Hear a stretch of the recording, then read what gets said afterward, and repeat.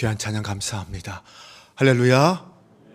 거룩한 주일 아침, 오늘도 주님과 동행하며 주님의 위로와 주님의 평강을 나의 삶의 우선순위로 삼고 함께 살아가는 저와 여러분 되시기를 주님의 이름으로 축원합니다. 튀르키예와 시리아의 지진이 한 주간 우리의 마음을 너무나 힘들게 아프게 하고 있습니다. 고통당하는 수많은 영혼들을 생각하면 어찌할 바를 모르겠습니다. 그들을 조금이라도 돕고 위로하기 위해서 특별 헌금을 하려고 합니다. 여러분들에게 봉투를 간지로 나누어 드렸는데 다음 주에 오실 때 우리의 마음을 담아서 함께 사랑을 나누었으면 좋겠습니다. 우리가 드리는 그 헌금을 통하여 또 기아대책과 감리교회 본부를 통해서 지진을 당하고 고통 중에 있는 사람들을 돕는 데 사용할 것입니다. 특별히 아까 무너진 아가페 교회를 보셨죠? 그 교회는 우리 감리교 교회입니다. 선교사가 심우하고 있는, 한국 선교사가 심우하고 있는 감리교 교회입니다. 다행히 선교사와 가족들은 무사하다고 합니다. 모든 것을 새롭게 다시 시작해야 하는 그 땅에 하나님의 위로가 함께하길 기도해 주시기를 바랍니다. 말씀을 시작하겠습니다. 여러분, 이 영화를 아십니까? 아마 대부분 다 보셨을 것 같습니다. 2015년 개봉해서 누적 관객 수가 1270만이라는 초흥행작으로 암살이라는 영화입니다. 일제강점기에 대한민국 임시정부의 친일파 암살 작전을 배경으로 한 영화입니다. 이 영화에서 가장 유명한 장면이라면 아마 지금도 여러 사람들에 의해서 패러디되고 있는 이정재 씨의 이 장면일 것입니다. 처음엔 김구가 이끄는 의혈단에 계속 보여주시기 바랍니다. 김구가 이끄는 의혈단의 간부였던 이 염석진이 일제의 심한 고문에 변절해서 일제에 밀정이 되어서 의혈단의 암살 정보를 일본 경찰에 넘겨주고 결국 암살 작전은 실패하게 됩니다. 해방 이후에 경찰 고위 간부로 있던 이 염석진이 반민특위에 붙잡혀 갔을 때 재판에서 자신을 변호하는 장면이 바로 이 장면입니다.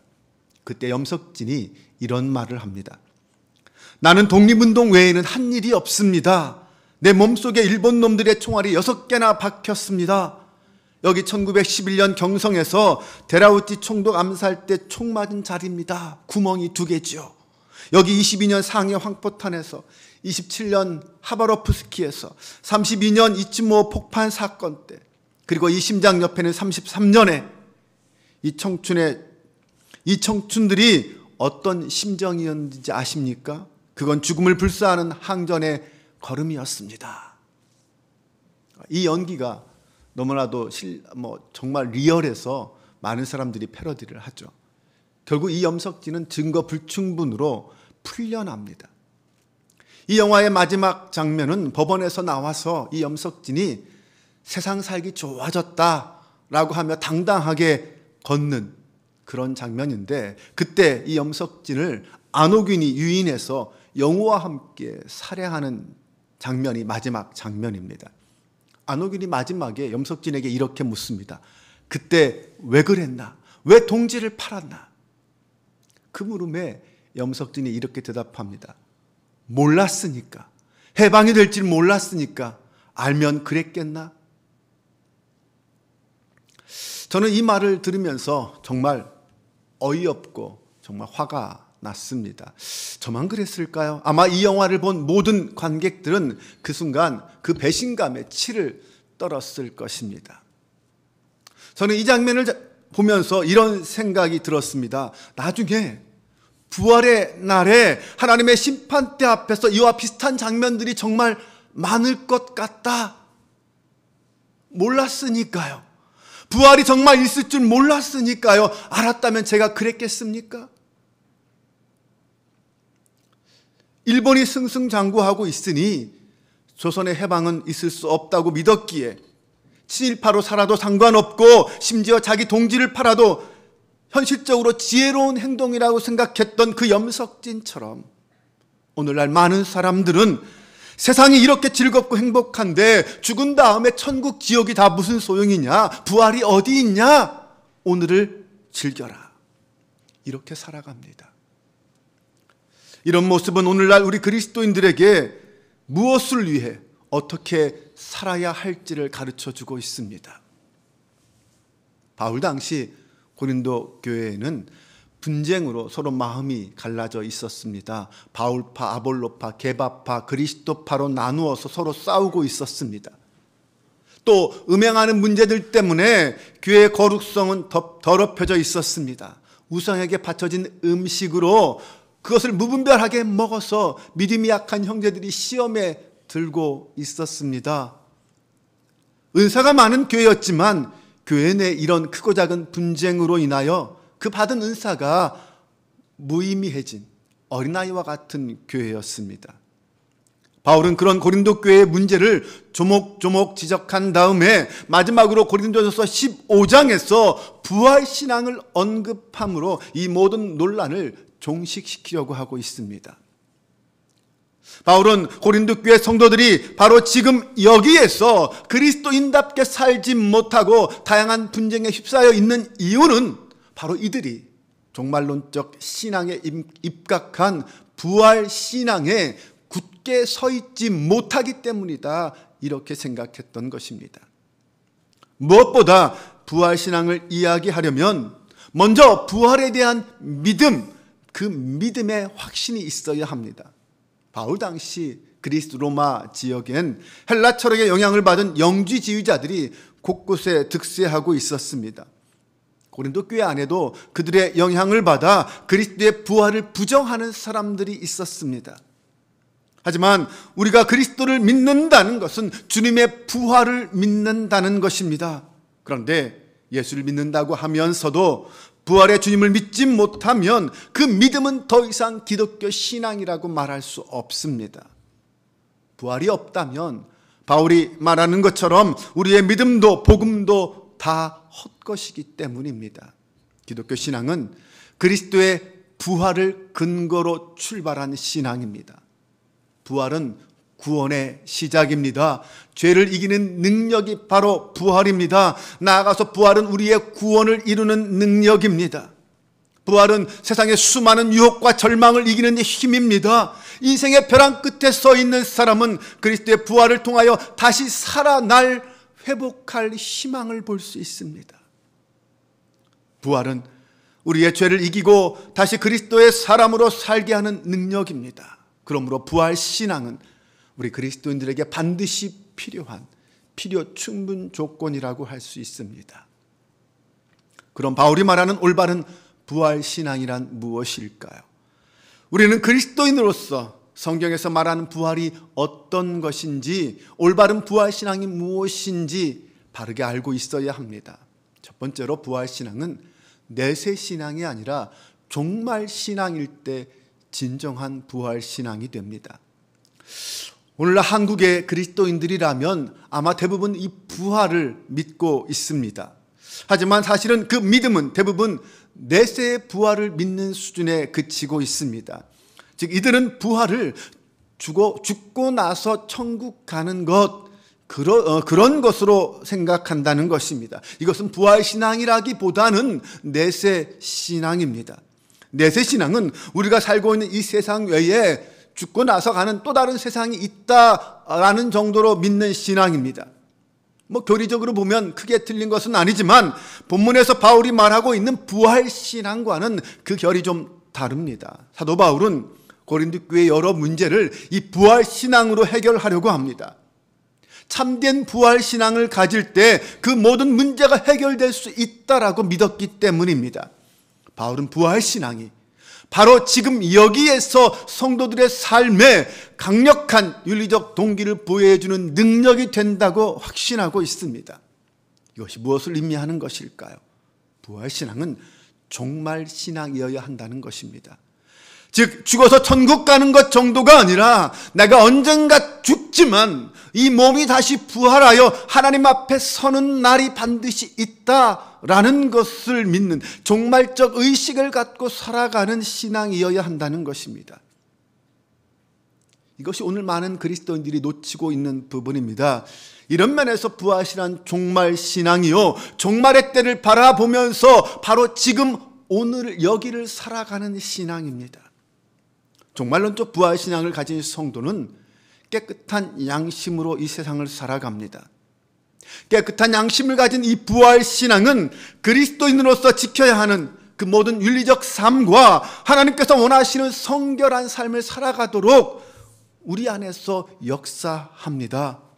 믿음은 있으나 착한 양심이 없는 사람은 믿음을 말하면서도 구별된 삶을 살아가지 않을 것이고 속임과 거짓과 부도덕한 삶을 살아가게 될 것입니다. 하지만 종말적 부활신앙을 가진 사람은 믿음과 함께 착한 양심으로 살아갈 것입니다. 지금 여기에서 하나님의 말씀을 기준으로 자신의 양심을 지키고 양심대로 살아가는 사람, 그는 결국 여기에서 하나님이 주시는 참 평강을 누리며 살아갈 것입니다. 그런 사람은 마지막 때에 심판대 앞에서 부활하여 하나님 앞에 섰을 때에 겸손하게 자기 자신을 돌아보면서 자신이 죄인임을 고백하게 될 것입니다. 두 번째로 부활신앙을 가진 성도의 인생은 미리 가서 본 그 미래에서 거슬러 올라와 현재를 살아가는 삶이어야 합니다. 성도의 시간관은 과거에서 현재로, 그리고 그 현재에서 다시 미래를 향하여 살아가는 것이 아닙니다. 이런 시간관은 인생을 물리적 시간관으로 보는 것입니다. 일반 사람들이 그렇게 살아갑니다. 하지만 그리스도인은 과거에서 와서 현재로 살지 않고 현재 은혜의 빛 안에서 과거를 해석하며 살아갑니다. 이 말씀을 잘 생각해 보아야 합니다. 우리는 과거에서 현재로 그리고 미래로 이어지는 삶을 살고 있지만 우리 그리스도인의 삶에 대한 인식은 그렇게 시간적으로 흘러가는 것으로 그치지 않아야 한다는 것입니다. 우리 그리스도인들은 실패했던 과거, 상처와 아픔으로 얼룩진 과거, 심지어는 지워버리고 싶은 그 과거를 그냥 지나간 과거로 끝내지 않는다는 것입니다. 지금 주님이 비추어 주시는, 나에게 비추어 주시는 그 은총의 빛 아래에서 그 과거의 사건들을 다시 바라보고 다시 해석하여 새로운 의미를 갖게 하는 것입니다.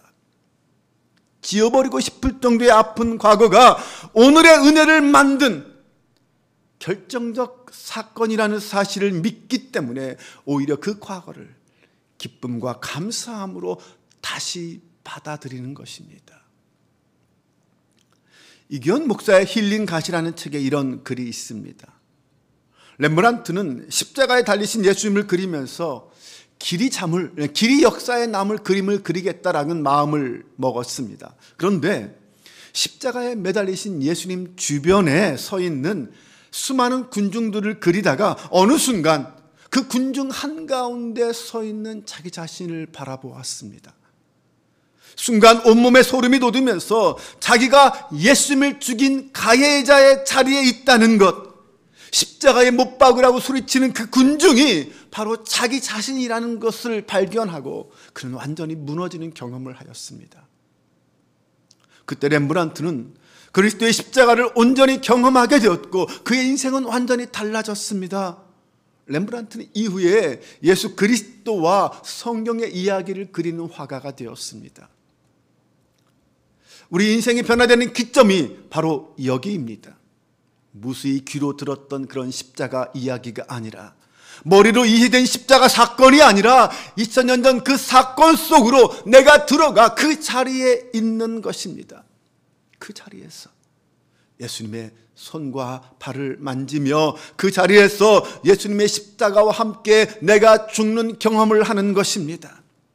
2000년 전 일어난 그 사건이 역사적 사건으로 굳어져 있는 것이 아니라 살아서 꿈틀거리는 사건으로 나에게 다가오는 것입니다. 죄와 저주 아래 죽어가는 우리 한 사람 한 사람이 예수님과 함께 죽는 경험을 하게 될 때, 그 십자가의 붉은 피가 우리 손에 만져질 때 우리 삶에 비로소 혁명이 일어나기 시작합니다.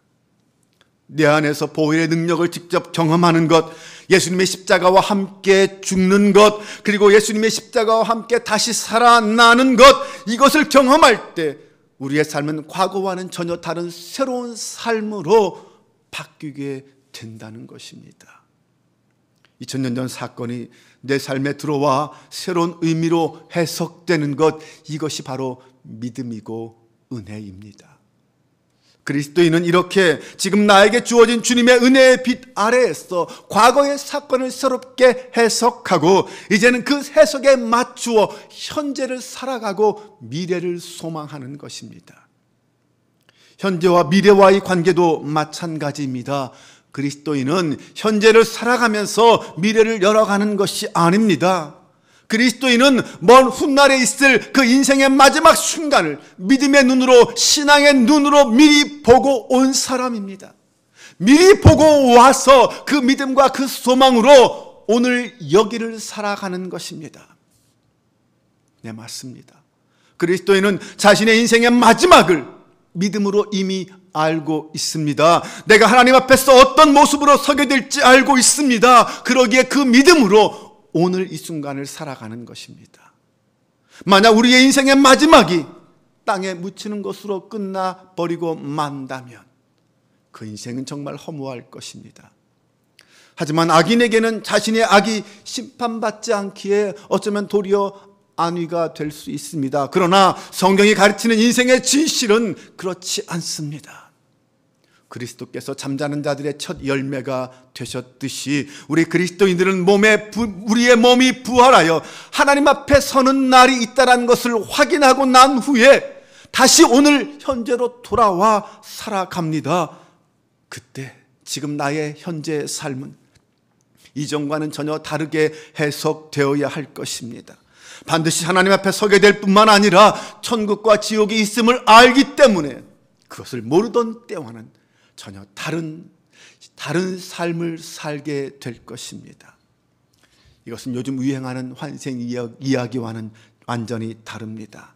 환생은 과거로 돌아가서 다시 새롭게 삶을 산다는 것으로 성경적으로는 전혀 받아들일 수 없는 이야기입니다. 기독교 신앙의 환생은 없습니다. 하지만 이 종말론적 부활 신앙은 마치 미래를 경험하고 돌아온 환생자와 같습니다. 물론 그 미래란 하나님 앞에서 우리의 믿음과 삶에 대한 심판이 있다는 것을 믿는 믿음으로 확신하는 미래입니다. 직접 경험하진 않았지만 믿음으로 알기에 그 믿음의 고백 위에서 오늘 여기를 살아가는 것입니다. 그러므로 지금 삶의 자리에서 당하고 있는 크고 작은 고난, 그것은 진정 그리스도를 위한 것이요 그리스도를 믿기 때문에 온 것이라면 그 고난은 결국 부활의 영광에 이르게 하는 고난이 될 것입니다. 그것을 알고 있습니다. 이게 그리스도인입니다. 그러기에 그리스도인은 그 고난에 굴복하거나 그 고난에 삼켜지지 않고 오히려 고난의 한복판에서 외칩니다. 생각하건대 현재의 고난은 장차 우리에게 나타날 영광과 비교할 수 없도다. 영화 속의 염석진처럼 이 현실이 영원히 이어질 것이라고 생각하며 살던 자신으로부터 화들짝 깨어나 회개하며 새로운 인생을 시작하는 것입니다. 이것이 종말 신앙에 임각한 바른 부활 신앙이 오늘 우리 성도들에게 주는 유익입니다. 세 번째, 부활 신앙은 현실 앞에서 결정되는 것이 아니라 하나님 앞에서 선택되고 결정되는 것이 참 믿음이라는 사실을 알려줍니다. 부활 신앙은 일종의 알람 시계와도 같습니다. 지금 여기에서 그저 현실에 순응하며 살아가던 성도로 하여금 이제는 하나님 앞에서 결단하도록 촉구합니다. 믿음은 세상 앞에서 결정하는 것이 아니라 하나님 앞에서 종말론적으로 선택하고 결정하는 것입니다. 내 행복을 위해서 결정하는 것이 아니라 하나님 나라를 위하여 결정하는 것입니다. 우리 몸의 부활은 바로 이 사실을 우리에게 깨닫게 합니다. 그리스도인은 일반적으로 하나님의 뜻이 무엇인지 알고 있습니다. 내가 하나님의 뜻을 몰라서 잘못된 결정을 하고 잘못된 삶을 살아가는 경우는 거의 없다고 봅니다. 안 그렇습니까? 여러분, 하나님의 뜻이 무엇인지 아시잖아요. 수없이 설교 말씀을 들었고 성경을 읽어서 하나님의 뜻이 무엇인지 압니다. 하지만 솔직히 말해서 그 뜻을 쫓아 살면 피곤하고 힘들어집니다. 인생이 꼬일 수도 있습니다. 그러기에 우리는 그 방향으로 결정하려고 하지 않습니다. 염석진처럼 쉽고 편하고 자기 행복과 쾌락을 쫓는 방향으로 나의 삶을 결정하려고 합니다. 이 세상의 삶이 전부가 아니라는 하나님의 말씀을 듣고 알고 있으면서도 그러면서도 쉽게 잊어버립니다. 그만큼 세상의 유혹은 달콤하고 위험한 것입니다. 지금 여기서 마음껏 먹고 마시고 즐기자는 그런 쾌락주의에 빠져 하나님의 말씀을 잊어버리는 것입니다. 아니, 어쩌면 믿고 싶지 않은 것인지도 모르겠습니다. 그런 기독교는 자기 배를 채우는 탐욕을 위한 거짓 종교로 전락해버립니다. 그런 신앙은 현세 기복주의에 빠진 바알 신앙으로 변질되어 버립니다. 자기 배를 위한 종교, 자기 영광의 도가니에 빠져 세상의 삶에 저당 잡힌 그런 신앙생활은 부활 신앙과는 전혀 거리가 먼 삶입니다. 그런 우리에게 사도 바울은 말합니다. 만일 우리가 바라는 것이 다만 이 세상의 삶뿐이면 모든 사람 가운데 우리가 가장 불쌍한 자입니다. 하지만 이 삶이 전부가 아니라면 우리가 반드시 죽어 다시 하나님 앞에 발견될 것이며 우리는 가장 영광스러운 존재들이 될 것입니다. 세상에 누가 뭐라고 해도 성도가 하나님 앞에서 그리스도인답게 살기로 선택하는 삶은 결코 초라한 것이 아니라 가장 위대한 것입니다. 오늘날 우리들이 살고 있는 이 세상은 사실 염석진이 살고 있던 일제강점기와 비슷한 영적 강점기입니다. 우리는 원수의 크고 작은 유혹에 침략에 시달리며 살고 있습니다. 해방의 날, 구원의 날은 언제 올지 알 수 없습니다. 그래서 많은 사람들이 신앙을 변절하고 그 뜻을 굽히며 살아갑니다. 이들의 마음속에는 해방의 날은 결코 오지 않을 거야 라는 인식이 팽배합니다. 그래서 말씀을 잊어버리고 심판을 잊어버리고 변절하는 것입니다. 그러나 우리는 그날은 내 인생의 끝날에 반드시 올 것이다. 그때 나는 그 해방의 날을 기쁨과 감격과 영광으로 맞을 준비가 되어 있는가? 스스로에게 날마다 물으며 살아가야 할 것입니다. 오늘 저와 여러분은 이 질문 앞에서 예수 그리스도를 선택하고 믿음의 길을 선택하고 끝까지 성실하게 충성하는 성도가 되시기를 주님의 이름으로 축원합니다. 우리 함께